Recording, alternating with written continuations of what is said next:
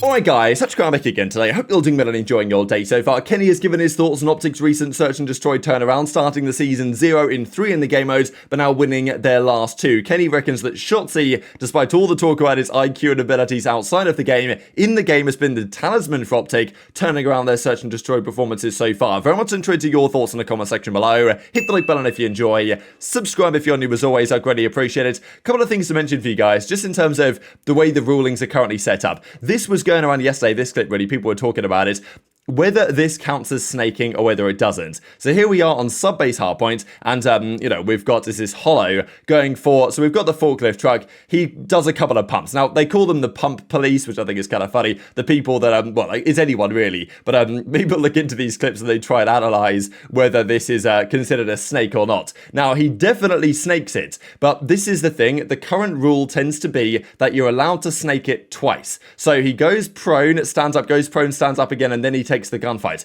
which is, you know, by the rules, by what the pros have decided. Now, of course, the CDL rules, anything goes. You know, you could do this a million times and there's no problem. The referees aren't going to ban you, but you will get blacklisted or whatever. And we saw the repercussions for Skyz when he did this on Karachi, on, yeah, it was Karachi P1, of course, in that series against the Gorillas a while ago. So do you think this should be allowed? I mean, I think the first time he's kind of just taking cover, right? But then it's like, it's the second deliberate snake, which is where the questions will be raised. Now, the pros have agreed 2 pumps and it's fine. But to be honest, I think that 2 pumps of the snaking is usually enough to get the gunfight win. Like, you snake once, you snake twice, and then you almost always will chow the third time anyway. And the other guy is in such a tricky spot there because, you know, he's wasted a couple of seconds. Does he chow? Does he not chow? Probably by that time, he's got some teammate support anyway. So, a bit of a tricky one. You know, I think my argument would be that you should just be allowed 1 pump of the snake rather than 2. But this apparently is, you know, perfectly fine, which, you know, maybe it's okay.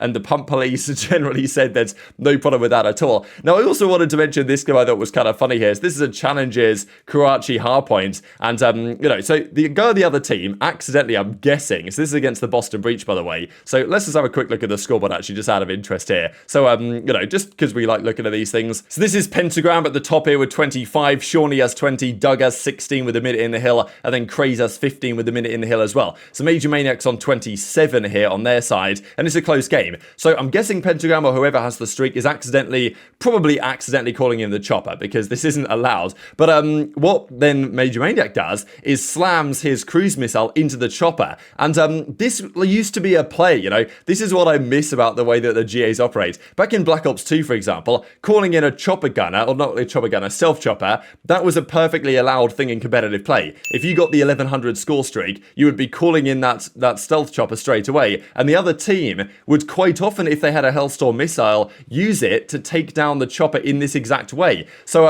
I just, you know, I don't really see why it's necessary to GA all of these streaks, because, you know, sure, you put a chopper in the game, and if somebody calls it in, unlucky, but there are ways to counter it. I mean, even back in Black Ops 2 as well, someone would probably have an LMG class with FMJ on, and you'd just slam 100 rounds into the thing and you take it down, and therefore it would give you, you know, 15 uninterrupted seconds, which I think is probably a fair return. Like, I don't know, I just think it's a bit frustrating that you get so many of these streaks that are disappearing. And even when we do have the streaks, the trophy system is now destroying a massive ballistic cruise missile coming out from the sky, which is also equally outrageous, I would say. A couple of reactions to this as well. We saw this clip yesterday when TJ just slammed Dashy across the map here on the Skid Row with the Rifle 9. TJ says, talent diff, and Dashy says, yeah, that's that files diff, right? Basically, your internet line is crazy. Dashy hasn't been too happy with the new Warzone map as well. I know there's always talk about, like, the new Warzone game mode and everything like this, because we always hear rumors that, oh, well, the CDL, they're going to kick off the CDL, and it's just going up for the Warzone World League and all this type of stuff. But if Warzone isn't actually any good for competitive, then unlucky, right? And Dr. Disrespect also not happy with the way that it's going. So yeah, I don't think really the CDL is at risk of that anytime soon. Not sure they've really nailed the new Warzone, but you know, we remember Crim said back in MW19 they were gonna have the third game mode be Warzone or something, which I'm not sure was ever really gonna be true. But you know, we have to take that as you will. It's Crim6 at the end of the day. But speaking of some of these teams, these are the most successful map mode combinations so far that the Unspoken Wakandan puts together. So the top teams, of course, Miami haven't lost anything on Invasion yet. FaZe haven't lost anything on Karachi yet, and Subliners are pretty similar as well. Now, some other teams, and Surge, for example, Terminal, everything they're good on, but they did lose the Terminal Harpoon, of course, to OpTic. High-Rise Control is Los Angeles Guerrillas, 100% win rate map so far. And there's a few other ones. Now, the teams that have done so well, they have, as is quite eloquently described, no definitive favourite map so far. Minnesota Rocket, Ravens, Thieves, Legion, Breach, because they've been losing quite a few of them. But there are a few teams with not necessarily their favourite map. Like, we don't know what their favourite map is, and there might be maps that they think they're really good on or haven't played that much of yet, or maybe, like OpTic, don't actually think they're that good at Skid Row. They've just been winning a lot of clutch situations. But whatever the case is, Toronto, they've won all their sub-base hardpoints. They've only played 2, and OpTic have won all their Skid Row hardpoints as well. So they've played 3 of those and 100% win rate so far. Not really so many search and destroys we're seeing here yet, although we do have some kill records. Just wanted to say it's JurNii who was I remembered yesterday, I was like, okay, Fame and DiamondCon, who was the other 40 bomber on sub-base? It is JurNii who actually had, the highest, like, points per 10 minutes or whatever as well. So, fair play.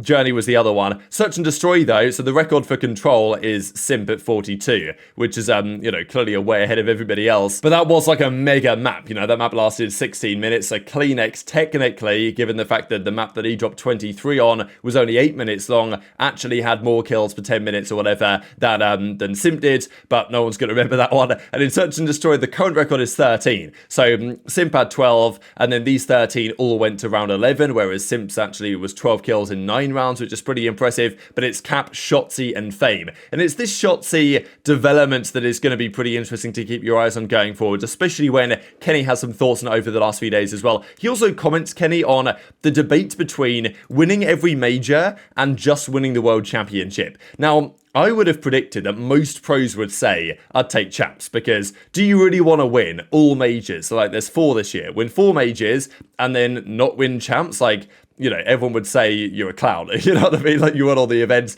and didn't win the world championship. It's probably better. I would think it's better to do the other way around. In the grand scheme of things, are people going to, like, look at Scump, for example, if he had 1 more ring, but 4 less event wins or something, he would have more weight to his legacy than he does now, I would say. Not like it matters anyway, Scump is top 2. But, it's interesting to hear the perspective, because Kenny's thoughts are that he would, for sure, he'd just take what has the most money. Now, I think this might be different if Kenny wasn't already a world champion. You know what I mean? Like, now that Kenny's got his ring in Vanguard with Los Angeles Thieves, maybe that changes your opinion on it. Because if Kenny hadn't got a ring yet, I'd have thought that he'd have chosen the ring, because I still think that's better for the player's legacy. But I guess maybe players disagree on this. I would have thought that most pros would choose champs over every major, but Kenny actually disagrees. I thought it was pretty interesting, but I'll also share what he has to say on their Search and Destroy performances, and Shotzzy especially. You rather win every major or just champs in a year then? I would only rather win champs because of the money. I don't think every event adds up to champs. Obviously, like, in GOAT status, like, for the status, winning every major looks better.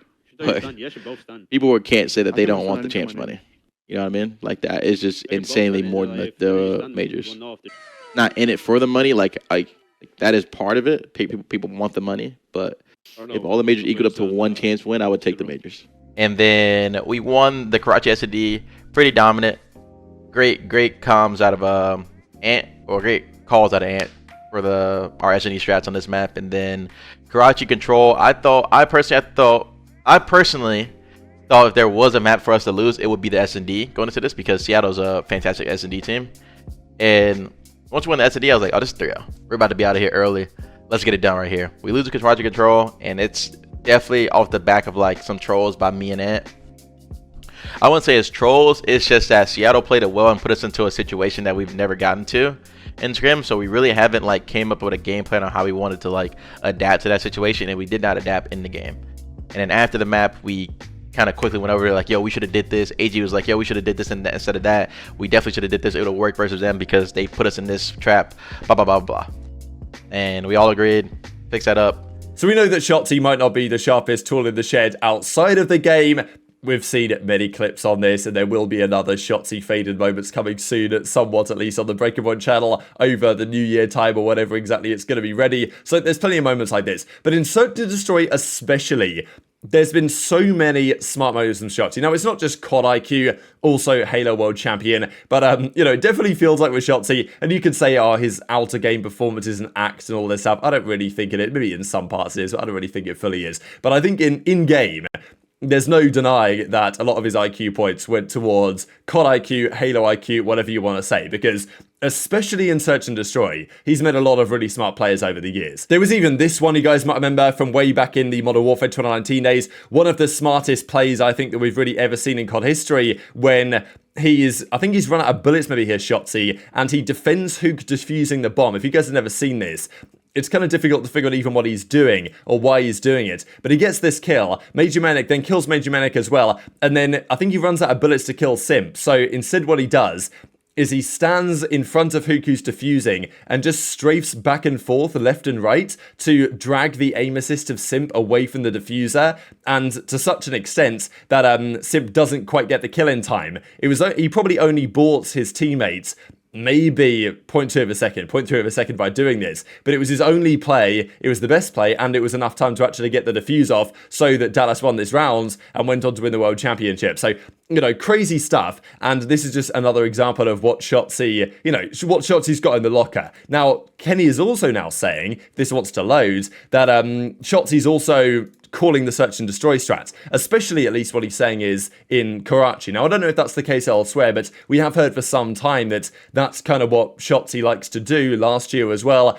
It's just call search and destroy strats, which you wouldn't necessarily think would be his job. Like, you'd think that usually it's one of the AR players, or, the IGL of the team now really is Kenny. So you might expect Kenny to be the one calling the strats. But Shotzzy is basically doing that job instead. I'm pretty sure they even mentioned that on the terminal, Shotzzy was calling search and destroy strats. So I think this is the way that OpTic operate. That's, okay, sure, in the respawns, probably Kenny's going to be the most vocal, calling the shots, telling people where to go, stuff like this. Of course, everyone has to communicate well. It's the name of the game nowadays. But in Search and Destroy, it seems the primary shot caller is Shotzzy, which is very interesting. And obviously it worked out very well in Karachi, and Kenny was giving him a lot of credit for exactly that. And it's interesting because, as I say, usually you'd think of AR player, slower player that can see the action from afar would call the strats, or just the player that's maybe the most vocal, the best comms would tend to do that job. But arguably, a player that's up in the action that sees all of the opening engagements, because Shotzzy's involved in lots of first blood engagements, so he kind of gets to see how things are playing out there, so maybe he has a good idea on adaptations and stuff like this. But yeah, it's different how different teams operate. But if you look at Shotzzy's numbers, I mean, overall in the respawns, basically a 1 flat, but his search and destroys are 1.74, so, not too bad. Now, of course, it goes both ways, right? Because arguably Shotzzy was also making the calls or whatever, we don't really know, when they lost their first 3 search and destroys of the season. But after that, things turn around. They've beaten, the Surge search and destroy was pretty impressive. Ravens, you kind of want to give them some credit too, but, it's difficult to give them much credit for that Ravens victory, right? Because there just wasn't much happening on the other side. But this was the pretty impressive map. It's probably the most impressive map of search and destroy they've played so far, up against Surge, when they took them down 6-3 there on the Karachi. And if it wasn't for the aBeZy Ninja defuse, then of course it would have been a rather different story in addition to that. But very much intrigued to your thoughts on all this stuff in the comment section below. Just to mention before we close out with, if you guys want to check this out, if you guys haven't watched it already over at the Breaking Point channel, the boys put together an absolutely mega documentary video here on the OpTic Dynasty. It's well over an hour, so if you need some time, you need a good Christmas movie to settle down and watch,